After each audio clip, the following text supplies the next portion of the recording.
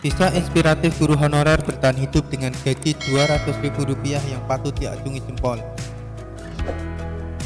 Guru adalah pahlawan pendidikan tanpa tanda jasa. Ia mengabdikan dirinya untuk mencerdaskan generasi bangsa. Jadi, sudah sewajarnya guru mendapatkan kehidupan yang layak. Seorang guru bernama Yan Budi Nugroho membagikan kisah pilunya bertahan hidup dengan gaji sebesar Rp200.000. Yan yang merupakan guru honorer di Purworejo itu harus bisa memutar otak mencari cara bagaimana bertahan hidup dengan gaji yang minim. Dalam akun Twitternya, Yan berbagi tips bagaimana bisa hidup dengan gaji Rp200.000. Bertahan hidup ala guru honorer dengan uang Rp200.000 selama sebulan plus nabung nikah. Caraku menyikapi upah yang didapat dari hasil kerja keras mengajar, tujuannya bukan apa-apa, hanya cerita saja. Semoga manajemen hemat ini bisa diterapkan oleh yang berpenghasilan lebih tinggi. Tweet Yan dalam akun Twitternya. Dalam tweetan itu, Yan menyertakan sebuah catatan berisi rincian gaji yang diterimanya, mulai dari uang bensin, makan bakso, belanja ibu hingga nabung untuk nikah. Meski gaji yang diterimanya kecil, ia tak pernah mengeluh. Yan lebih memilih untuk mensyukuri apapun keadaan yang ada. Ia menyadari bahwa gaji honorer setiap daerah itu berbeda-beda. Namun, kebutuhan sehari-hari bisa tercukupi jika kita disikapi dengan bijak. Mengenai upah, aku rasa tidak semua sama. Mungkin ada yang lebih banyak, ada pula yang lebih sedikit. Tergantung dari kebijakan pihak masing-masing. Kebetulan, upahku Rp200.000 selama sebulan. Tapi berapapun, alhamdulillah cukup dan itu wajib disyukuri. Hanya saja harus ekstra hati-hati dalam penggunaannya.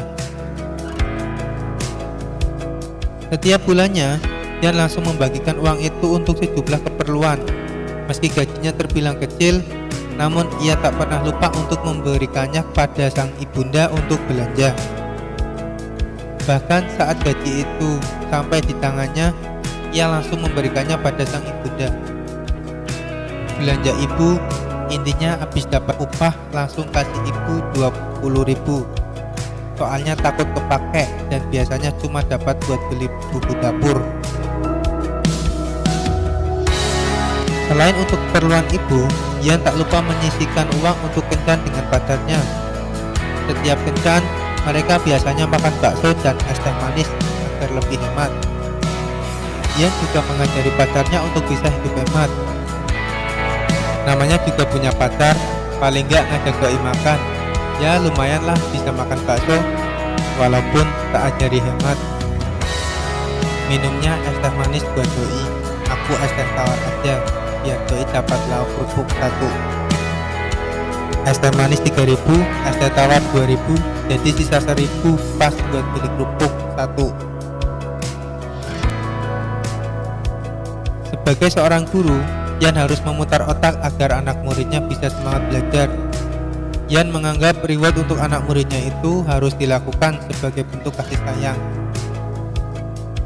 Dengan gaji yang kecil, Yan harus hidup hemat. Setiap harinya ia hanya boleh jajan 2.000, tidak boleh lebih. Menurut perhitungannya, jika jajannya lebih dari 2.000, maka sebulan ia bisa kehilangan uang 60.000. Tak lupa Yan juga menyisakan gajinya itu untuk biaya nikah, walaupun tabungannya itu tak akan cukup untuk menggelar pesta mewah. Namun ia sudah mempersiapkan dana jika dalam waktu dekat nikah di KUA. Walaupun gaji yang diterimanya sangat kecil, Yan tak pernah mengeluh, apalagi sampai berpikir berhenti mencerdaskan generasi bangsa. Baginya melihat senyum anak muridnya adalah kebahagiaan yang tak bisa digambarkan dengan kata-kata. Puji syukur untuk Allah Subhanahu wa Ta'ala, walaupun kecil masih dapat melihat senyum anak-anak yang tulus. Hal itu sebuah kebahagiaan yang tidak dapat dituliskan. Satu lagi tips yang dibagikan Yan agar bisa hidup hemat dengan gaji yang minim. Yan sering masak sayur asam untuk lauk makannya. Menurut perhitungannya, jika ia masak sayur asam, itu bisa menjadi lauknya selama 2 hari. Biar cukup masaknya sayur asam, soalnya bahan-bahannya murah. Masak 1 kali bisa untuk 2 hari.